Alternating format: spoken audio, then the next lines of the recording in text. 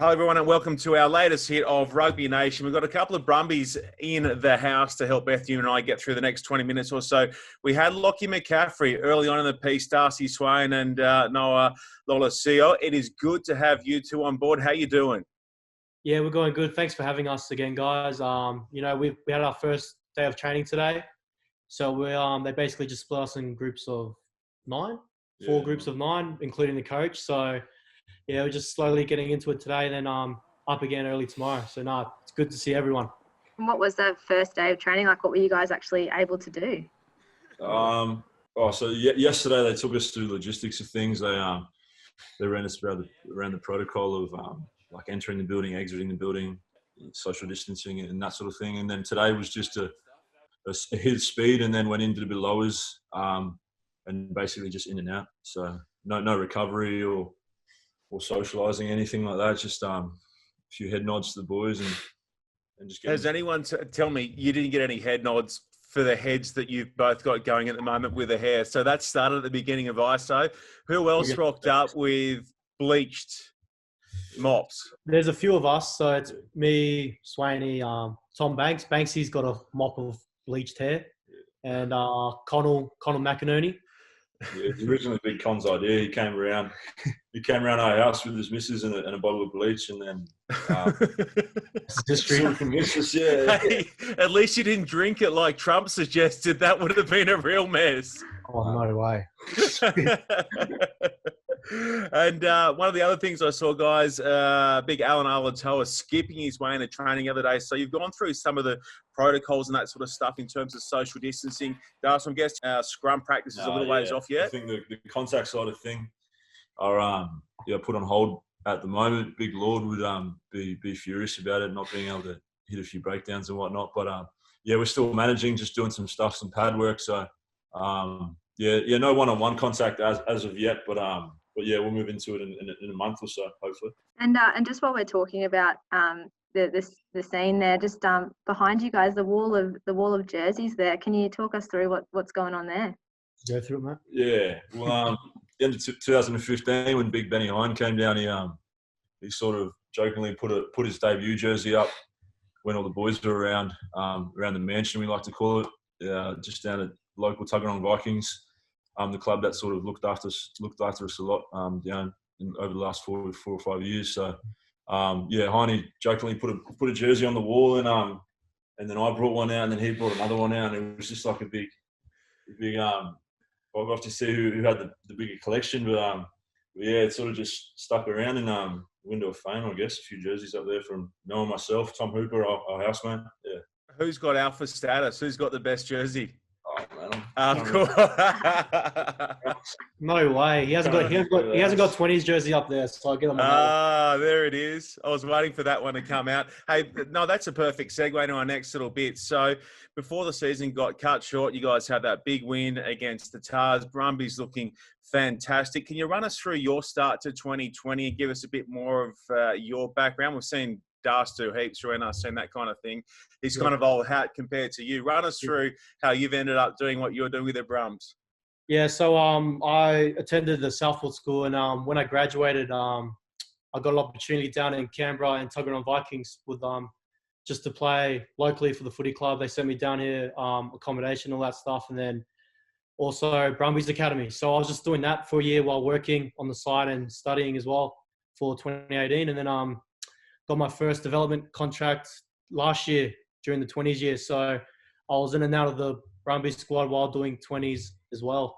And, after doing that, gave me a good opportunity, obviously with Christian leaving the open 10 spot. So, just put my head down, had a good preseason, and, this year happened. And, it's such a shame that all this COVID stuff's happening. But, I thought we were really on a roll there. But, hopefully we can kick back on soon.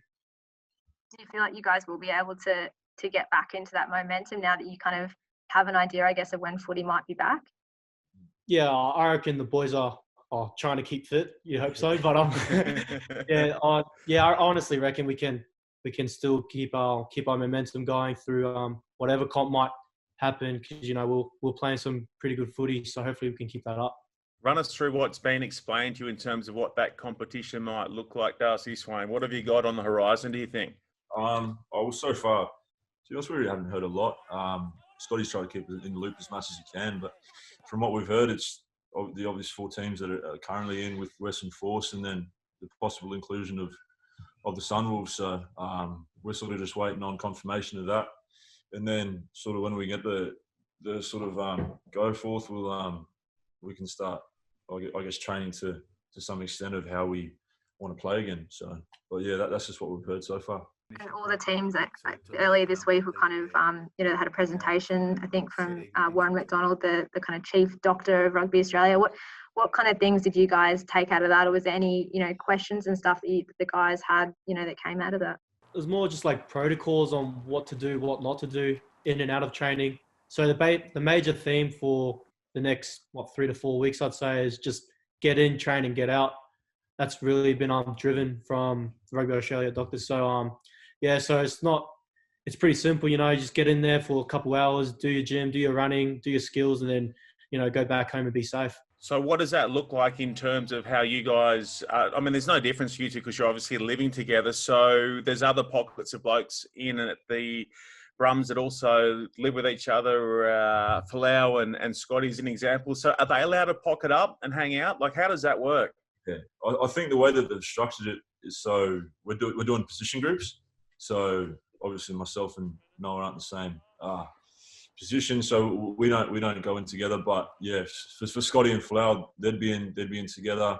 I'm with the long backs and a couple of back rowers, and Pete, Lockie McCaffrey, Big Bobby and Rome. So they're just trying to keep it in that sort of sense. But yeah, so I don't know what sort of, if they'll structure it differently in the next coming weeks. But yeah, I guess we're just happy to see the boys as of yet. Yeah, I bet it must be nice to hang out with them. Hey, speaking of long backs, Noah touched on Bruz helping him out and helping bring him through. Caden Neville has come back into Super Rugby. What have you learned from him? Go, Caden. Go, Caden.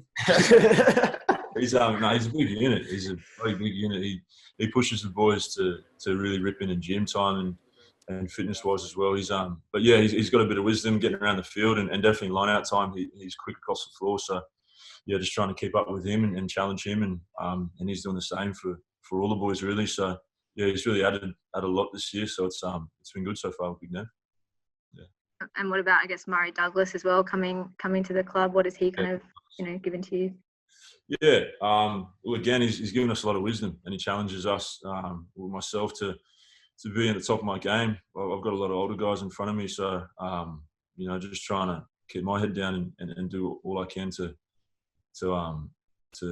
mimic them or try and be a little bit better than them. But yeah, no, there's been a good competition of boys so far, and young Frosty's freak athletic abilities, so he's always pushing the boys too. So yeah, it's been a bit different with the sort of the leaving of Carts and Big Raw, but no, I think we've done well to sort of fill the spots, and it's only we'll finish the season. We'll sort of see how we go, I guess, but we've gone so well so far at the start of the season. I mean, top five's really gone well. So they have a lot of that thanks to the coaching of the Lord, Laurie Fisher, along with Dan McKellar. We'll get to those two in a second. Firstly, though, a chance for you both to throw a couple of teammates up in lights and a couple under the bus. Who's come back as fit as when you broke up, and who's come back and you've gone, what the hell have they been doing in ISO? Oh, I'm not throwing her on the bus. Yeah, I don't. Because you know it'll come back. Yeah, I know. Who's come back and you've gone, they are ready to play next week? Yeah. Oh, Big Frosty's looking good. He's put on a couple of kilos. Like he's still moving as well. So I'll give it to him. Like all the long backs have kept in good shape. So just a couple of elites in the team. But yeah, I can't speak so well for a few boys, but I won't name them. Don't throw them under. What have you got through the back line? Who's come back sharp? How's Solomon looking? Yeah, mate, I actually, because we're not training together because we're in different groups, but this morning he was in the group in the gym before me, and I just had a look at him and I'm like, geez, he's even gotten bigger. So he's looking really fit and, powerful as ever. Yeah, well, my group's all 9s, 10s and 12s, so we're all looking looking pretty fit, I guess. Everyone's keeping up on their skill. That's probably the main thing that we were probably concerned on, just getting hands on ball during this time, because we obviously can't, chuck the ball around with our teammates as much. Only one or two people. So I wouldn't say that many people have come back unfit. But you should just say CO. I'm happy for just to hear. Was that Scotty CO? Yeah, I'm with you. I don't want to throw people on the bus because I know I'm still young, so I know I'll cop it when I get there. Beth, I know that you wrote up a couple of yarns in the lead up to, again, the break for COVID-19. Dan McKellar, his rising stocks in Aussie rugby in terms of coaching. Guys, what more can you tell us about Dan and Laurie, and how, I guess more in Dan's case, because you guys have been around for a while now in that part of the world, in Canberra, how's he come on and what's made him become a more refined coach? Yeah, I think he's just a good bloke. I mean, it's not any secret the way he talks and holds himself. He's pretty genuine. He just tells you how it is. He tells you if you're fat, or he tells you if you're weak, or tells you your strengths and weaknesses, and drives you to be better every day. And the same goes for Lord and Huey, Murph. All the coaches really have a good relationship, I guess, with us as players. I certainly feel like I could go to them and ask them honest feedback and then give it to me. Like, they'd really give it to me. So, but yeah, I'd just say that, honesty, and when he does want to tick off and blow up at you, like, you'll know there's a couple of times in pre-season where I was shooting below the ball, and he was just feeding me. Boys would come off the field and say, like, he was riding you today, Darcy, and I'd just be like, I can't do anything. Yeah. Yeah, Dan's really good, I reckon. I reckon he's just straight up honest, like as Swain said. I remember there was a couple of times during preseason where I did a stupid kick or something. He's like, no, we're not at NRC anymore, mate. So he's not afraid to, but he cares as well, which is really good. And so is, I've had a lot of work with Peter Hewitt as well, with Huey, and he's really helped with my individual development. And I'm just every day I try to get in there, and they've always want me to get better at something. They've always find ways for me to keep on improving on my game. So the coaching staff is really good. Dan's been part of that. The Super Rugby coaches talking about some potential rule changes and things like that, like scrum clocks and some set piece changes maybe. You kind of see that sort of creative thinking from him around the club, or has he spoken to you about any ideas he has for rugby? Well, I've got no idea about scrum, so I'll give that one to Martin. No, not really. I think he's pretty focused on just improving the team as per se, like the competition and rules and such. There's not much talk of rule changes or how he sees the comp. He's more just focused on what we're doing at that day and that point of time. Okay, boys, let me ask you this. We are nearing a commencement date of, Beth, you were reporting during the week that it's kind of like July maybe we're looking at. We'll see the Aussie sides going at it. New Zealand starting mid-June. Who would you like to shape up against first in round one when you get back on the park? Well, we got told that, it's highly likely probably the Tars. Yeah.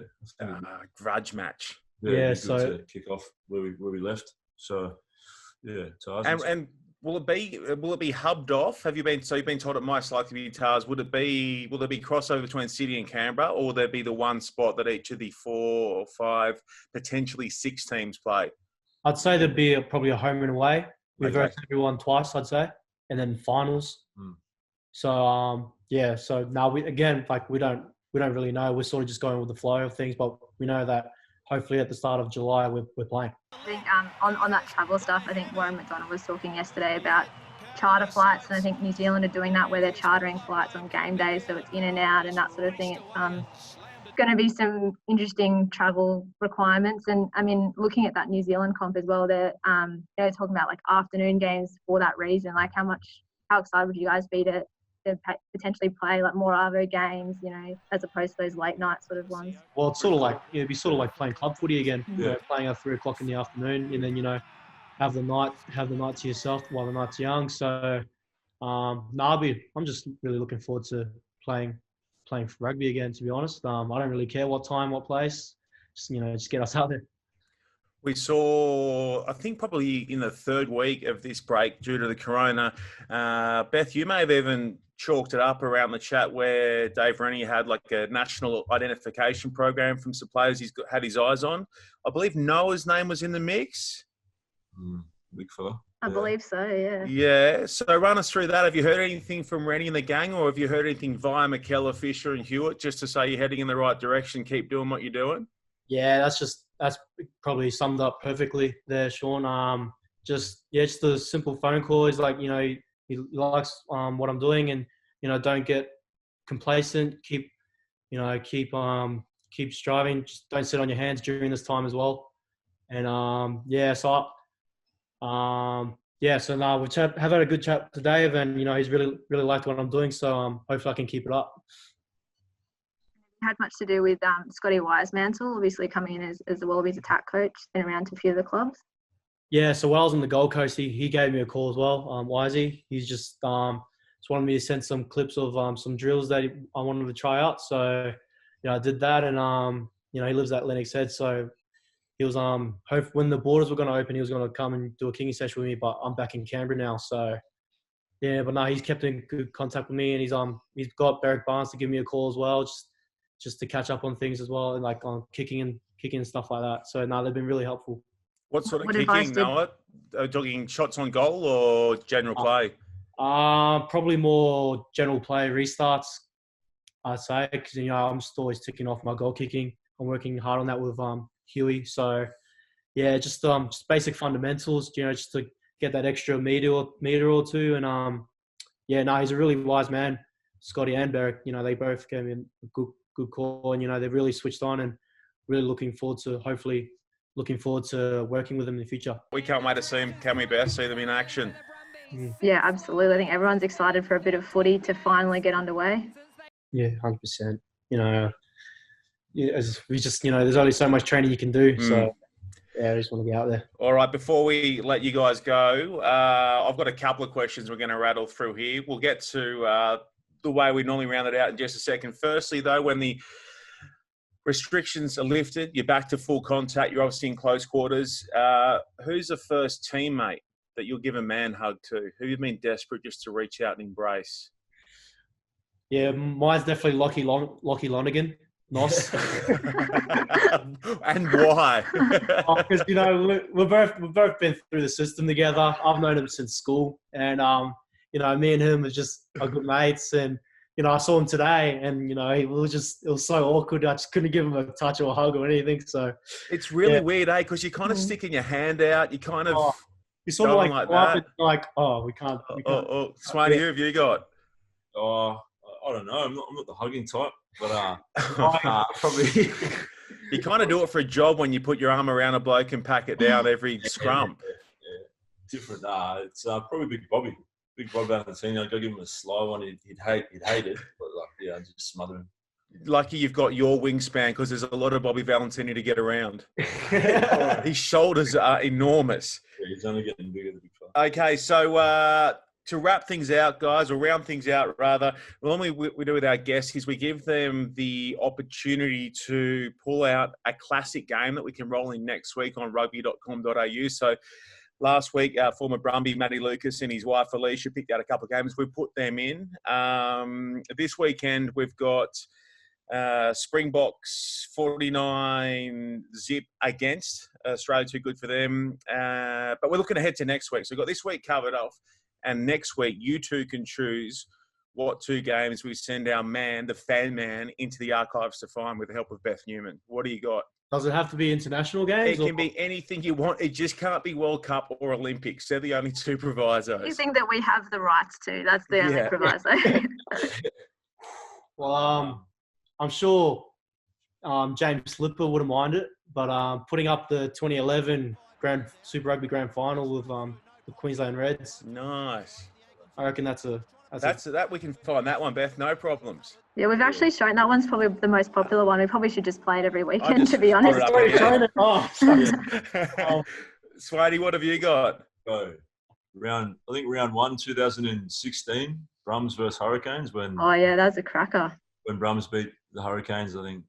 Oh, It was like 60 something to. I remember it middle well. school, And then they went yeah. on a winning competition off the back of that from memory, didn't That's they? right. Hurricanes with it, yeah. Yeah, the games did. All right, done, mate. That's an easy one. They're two easy ones to get for the two of you, and you'll be able to watch those on Rugby.com.au. Noah and Swainy, we cannot wait. Honestly, Beth and I just cannot wait to see you both back on the field. We love what the Brumbies were doing before the break. We can't wait to see it continue, and hopefully everyone comes up a peg or two after long break on the other side, and we just hope those restrictions get lifted so that Noah can give Lockie a big hug at training.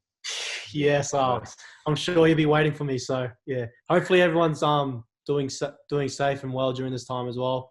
I know it's a hard time for everyone, financially and emotionally as well. So hopefully on behalf of the Brumbies and me and Swainy, hopefully everyone's doing well, and hopefully we can get to the other side. Good on you, boys. Thanks for stopping by Rugby Nation, and we'll see you soon. Cheers, guys. Thanks, guys. Take it easy.